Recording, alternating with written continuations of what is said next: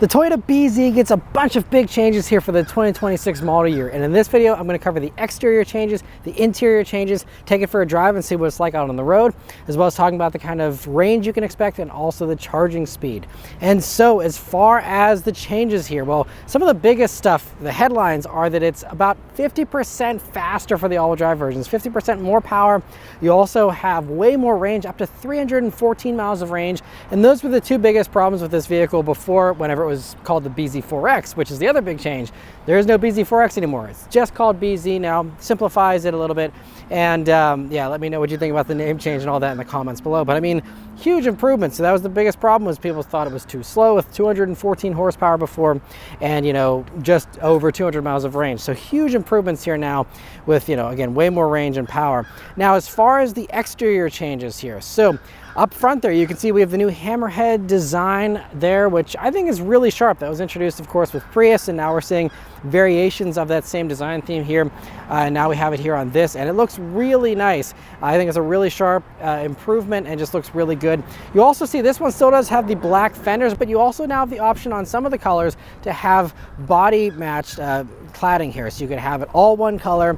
And so for those who didn't love the way they did the cladding here on this, you can now have that a lot more subdued. But it's still nice to have, you know, this little black portion here on the hood. But other than that, you know, we have some new wheel designs here, but you also have the two-tone thing here, which is really great. But going out to the back there, you'll see that it's pretty much the same. So that hasn't changed.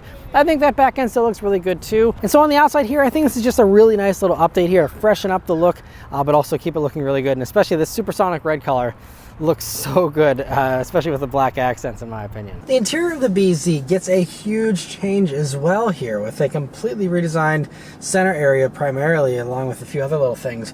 But anyway, first thing, sitting down in these seats. So I am now in a different vehicle. The red one actually had a really nice black and grayish white kind of combo for the leather.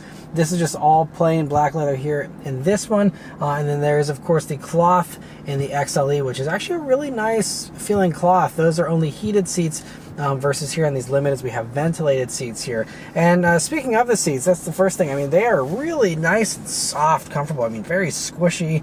And really actually love these seats. They are really well done. Good amount of bolstering and all that as well. And yeah, top-notch seats. The steering wheel here in the BZ is actually fine. You know, there are a lot of buttons here on it. That's the thing I don't love. But they're not... It's not terrible. I don't think it's the worst in this segment, so it's not too bad, but just a little more than you might be used to on a regular Toyota. But the thing I love about the steering wheel too is that it comes down nice and low, so you have a really good view of this gauge cluster. And moving on to the gauge cluster here, this is the same as the BZ4X, and this is the worst part of this interior, and arguably one of the worst things about this vehicle now, since it's so good in all the other ways, is that, I mean, it just blocks your view. It's just plain and simple. Like, I don't know why this was chosen. And I'd like to see here, you know, with this refresh, it would have been nice for them to cut down on the bezel, because as you can see, the screen stops about an inch or more, you know, below the actual top of this binnacle. And so it would have been really nice to see them slim that down to give you a little bit more visibility there. And also just the sides have these huge bezels on it. You know, the actual screen itself, I'd say, is about half of all of that binnacle there. It's just, you know, I'm not sure why they did it that way, or, you know, what the, you know, constraints are there, but that's the only thing I don't love. And, you know, me being 5'9", you know, it does block my view. And, you know, you can sit up a little bit higher, and if you're taller, it won't be as much of an issue. But if you're on the shorter side, definitely test drive this and see how you feel about it. I mean, it's still drivable, it's still completely fine, and it's something you can get used to. It's just that you're not going to have as good of a view of the road right in front of you as you would in something that doesn't have a screen blocking your view. So that's the only thing, you know, but I'm happy we do have a gauge cluster, because some other vehicles are getting rid of gauge clusters altogether. So I'm thankful for that. I would rather have this than nothing. But, you know, again, I just wish there was a better integration here. A lot of companies are putting it on the steering column and other places instead. So we'll see, you know, what happens for maybe next gen. But for now, you're still stuck with that, unfortunately. That's the one thing I think they really needed to change here that they didn't. The dashboard, though, does also change. So you used to have some, like, fabric here on it, and now you have this, like, textured vinyl, which is a cool look as well. And the whole dash is still very different and kind of unique, which I like, too. Now, coming over to the middle here, you do have this new 14-inch touchscreen. And this touchscreen is the same as you get in the Lexus products of the past few years here. And it's really well done. I really like this screen a lot. I love that you still traditional physical controls for your climate here, at least as far as the temperature goes. You still have a volume knob, and I love the ever-present row of controls there. You know, I know a lot of people are missing out on having regular HVAC buttons. I get it, but with this, you know, it's auto climate, of course, is standard. You set it and forget it. I don't think it's that big of a deal. Again, I'd still like to see buttons, but you know, it's not really as bad as I think a lot of people make it out to be completely honest. And everything's within easy reach. You'll also see there's a little shortcuts button you can press there, and that'll allow you to turn off some of the safety stuff quickly, or go to, you know, max heat, max cool, whatever. And you can set that to be, you know, whatever frequently used things you want there. And so that's, you know, a really nice thing to have. And otherwise, though, the screen does have wireless Apple CarPlay, wireless Android Auto, which is great because some of the like GM competitors don't have that anymore. So it's great that Toyota's still giving you the choice of having your smartphone integration, and everything else really defaults to that smartphone integration, with the exception of navigation, which, you know, is improved now and has better voice interactions and all that. You also have, again, Sirius satellite radio, nice and easy to go through that. Everything else is just very well done. They really simplified the system in these Toyotas in the past few years, and I think it's just really well done and doesn't overcomplicate things. Now, coming down, you have a new dual wireless charging setup, and that is standard on all the BZs here. And, you know, it's nice to have. I like the idea of this. The problem, unfortunately, is Toyota's execution of wireless charging pads. These are, sorry to say, probably some of the worst in the industry, because they were totally smooth. There's no brackets to hold your phone in whatsoever. And all the best wireless charging pads these days are rubberized with wider contact patches for the charging, and have brackets as well. So all three of those things is what you need for a good wireless charging pad. This has none of those. I really wish they would redesign their charging pads for the future, but unfortunately we're gonna have to wait beyond 2026 for that. Now, otherwise, you still have your little gear selector, which is cool, and a few hard buttons down here, you know, quick access to your camera for your 360 camera and all that, which I believe 360 is on the limited. I don't believe that's on the standard XLE, but great to have all that. As far as storage spaces goes here in the BZ, it's really good, and that is, some of it is the same, some of it's different. So we have nice large pockets in the doors still, with a bottle holder in the middle here. Now with this new center console, you have this nice wide open area underneath of here, where you also will see a USB-C jack and also a regular power outlet in there. And then you also have your two cup holders, which are a nice size, and I like that they're a little bit further back here. You also have the center armrest, which is has a little bit of padding to it. I wish this was a little softer, honestly, but you know, it's not too bad. And you do open it up on both sides, which is really great. So, you know, driver has easy access, but so does passenger. And I really like that they've thought about the passenger here with this, and with having, you know, a centrally mounted volume knob. You know, it doesn't feel super driver centric like many of these other vehicles. They're following that trend. I like that this, you know, has equal opportunity for volume changing and for, you know, access to that. Now, moving on to the second row here, the back seat in the BZ. That's a good amount of space, and that hasn't changed. Everything in the back seat's the same really as before, but it's a really good amount of space. One of the best in this segment, I think, and I don't think it gets enough credit, honestly, because I'm 5'9", me sitting behind myself. I have, I don't know, probably at least 5 inches of legroom to spare back there. I mean, it is so spacious, and this is a little bit bigger than RAV4, and you certainly can tell that. If you know, sit in a RAV4 in the back and you sit in this, so much more space in this. Really a nice upgrade if you are someone who's, you know, coming out of something that size. This is going to be a really nice upgrade in rear seat space.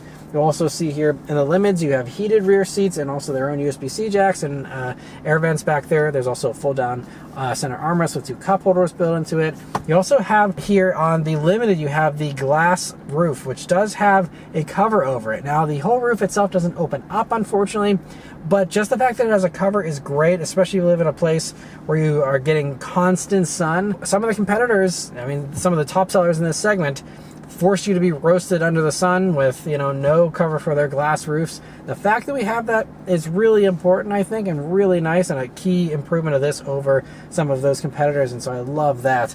Now, moving on to the cargo space, that is also fantastic. You have a bunch of space back there, you know, nice and long, nice and wide.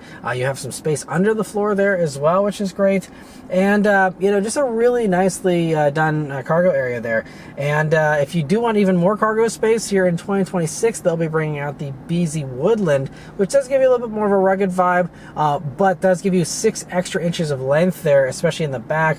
That's going to be the best one as far as having, I think, even slightly more rear seat legroom and a whole bunch more cargo space. So definitely, you know, wait for that one if you do want more space, but I really don't think most people in this segment are going to want more space than this. And if you don't even need this much space, there's also going to be the Toyota CHR, which has basically the same interior, a little bit less rear headroom because of its coupier shape, and some less cargo space in the back of that one, but another very cool option that should be priced right around the same pricing as this whenever that arrives in 2026, early 2026 as well. So, you know, we got more electric Toyotas here to branch out from just the BZ and, you know, the former BZ4X here. So I'm glad they're expanding the lineup, but you know, just nice you now have some extra options here as far as, you know, what's available. But I mean, this one kind of, I think, works the best, fits everybody. So plenty of space, plenty of comfort, just better wireless charging pad, different gauge cluster, and this thing would be perfect inside. But let's start up and go for a drive. The BZ here has a usual Toyota key. Nothing special there, just blank on the back. But of course it is keyless access, keyless entry, and push button start on all BZs. So you just leave the key in your pocket, hit the power button here, and it turns right on. Obviously it's electric. All you get is little dings for a few seconds, and otherwise it's totally silent and ready to go. All right, so setting off here in the BZ. So the first thing I noticed about it, again, like I talked about on the interior portion, is the visibility here, which I have to say is very good other than this gauge cluster. Now, you know, the way I have my seat positioned here, I'm setting up a little bit higher to try and give myself the best possible view over that cluster. Just, you know, not quite as good of a view of the road as some others. But turning it onto a main road here now, you know, the other thing that I really like is, again, like nice thin A-pillars, really good as far as all your other forward visibility. Even the windshield is pretty nice and large. View out of the back is pretty good, and on the top trims you can have a camera rearview mirror.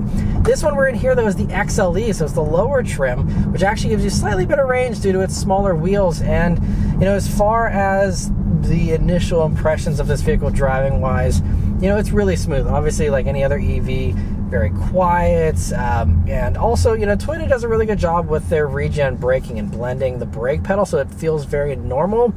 And that's something that a lot of companies, even some luxury companies, are struggling still with, having smooth and easy to use brakes. So the fact that this feels so normal is actually quite an accomplishment in my opinion. Throttle response also is really nice and responsive, obviously like any other EV, but there's enough of a dead travel there that it's not so insanely jumpy or anything. Like, you know, it has a nice ramp up to on the power. It just feels all very easy and comfortable, and again, just really well done. You would think that wouldn't be a big achievement, but compared to all the other, you know, odd feeling vehicles sometimes, you know, this is very normal, and I actually really love that about it.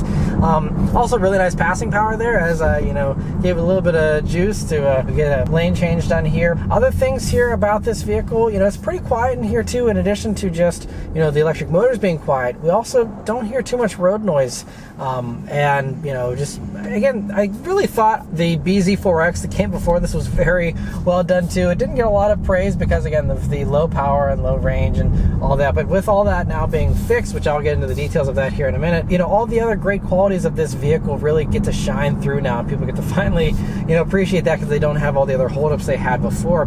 But also, like, steering is nice and light, but, you know, is communicative enough, you know, for a vehicle like this that, you know what it's doing, and it just all feels really good. It's not too heavy or too light. You know, it's just right and really well done. So these are still available with either front-wheel drive or all-wheel drive, and there's also 2 different battery packs available, although the base battery you only get with front-wheel drive and only on the lowest base trim, which is something we see from other car companies as well, where they really just have, you know, a decontented version to bring the price point down for people that just want to get into this vehicle. But for everything else, you're going to have a 74.7 kilowatt-hour battery versus the 57 or so battery you have on that base one. But so we're on a little bit of a higher speed road here. I'm going to slow down. I'm not going to do an actual 0 to 60, but I'm just going to do a nice little acceleration, you know, kind of pulling out from a stop. And here we go. All right, there's like a second, and then, wow, it takes off. Wow, that is the other enormous improvement. Almost 50% more horsepower than before here with these. So all-wheel drive BZ4Xs only did like 214 horsepower. Now we have 338 horsepower with this thing. And the official quoted 0 to 60 time is 4.9 seconds, but many of my colleagues that have been driving this in the past day or two here have all been getting about 4.6 to 4.7 seconds for the 0 to 60 times. So that's really what you can expect. Again, in the real world, no special drag strip prepping or anything. Like, it actually is just ripping off, you know, high 4 seconds 0 to 60s, which is a lot of power and really, really impressive. You know, it's far and away, you know, faster than RAV4 Primes, for example, and everything else. As far as regular, smaller Toyota SUVs here, I mean, it's really, and even just, you know, putting your foot into it halfway, I mean, it really nicely ramps up the power. I believe we also do have drive modes here. I didn't even bother doing that. There's an X mode here, which will give things a little bit of a, you know, more all-wheel drive focus kind of setting if you are looking to do any kind of light, you know, dirt trails or things like that. But no drive mode even needed here, though. I'm literally just doing my usual driving here, and it's just taking off the slightest throttle input. It's really fun. Now, if you don't need to have all-wheel drive, the front-wheel drive versions do 221 horsepower, which is also an improvement because I believe those previously did like 201 horsepower. So even those, you know, about 20 horsepower or so extra. Those are going to be a lot slower, though. I think those are about like a mid-7 seconds, 0 to 60 for those. But that is the way to get the best range. So let's talk about the battery and the range here in these. So again, everything except that base one gets a 74.7 kilowatt hour battery pack. Now, in the front-wheel drive versions with the smallest wheels, the best range you can get for that is going to be 314 miles of range. This one I'm in here, the XLE, gives 288 miles of range for its peak, and that's, again, partially due to the all-wheel drive. If you were to go for a limited with its larger wheels, you lose 10 miles of range. You go down to 278 miles. And then if you were going for that base one, again, smaller battery, even with its less power, that actually has less horsepower too. Those do, I think, about 236 miles of range, which still is, I think, a little bit of an improvement, but, you know, not as big of an improvement as we have here in these ones. So now, you know, having these be right around or even slightly beyond 300 miles of range, you know, really means that these are now competing with, you know, everyone else that is, you know, hovering around the 300 range there. And that's really great that now it finally is able to compete on level footing with all those, you know, big time competitors out there. As far as charging the battery, it has a 150 kilowatt DC fast charge right here. It does use an NACS port, but all of these will come for free with an adapter to use still CCS, you know, chargers and your J1772s at home. So there's no need to buy any new hardware or anything like that, or any new chargers. You know, you can still use all your old stuff just fine here. So that is important to note, but it's nice to have the NACS flexibility. And so, yeah, I mean, the 150 kilowatt fast charge rate, that's not amazing, you know. That's average for this segment, though. It's certainly now, you know, on par with everybody else. They say a 10% to 80% charge will take about 30 minutes. Again, very average. But that is still behind, you know, like the Kia EV6 and also the Hyundai Ioniq 5, which are some of the charging champs in this segment with their, you know, they have their 800 volt systems and are much faster with their charging. And those are like 18 to 19 minutes for 10% to 80%. So, you know, still behind as far as that goes with the Toyota here. But for the average person, again, you plan your stops, you know, it's not a big deal. It really isn't as big of a deal as some people make it out to be. I've road tripped in EVs several times. Again, if you're a planner especially, you'll have no problems with it. Just plan it around your usual stops and you'll be just fine. And so really, you know, the other things I mentioned here, you have safety tech in these. We have Toyota Safety Sense 3.0, and even in this XLE, you know, this lower trim for these, I still have blind spot monitoring, you still have rear cross traffic alert, you still have adaptive cruise control, which is very nice to have, automatic emergency braking, all those kinds of things you're expecting. As far as handling goes, we're here outside of Plano, Texas, near Toyota headquarters here.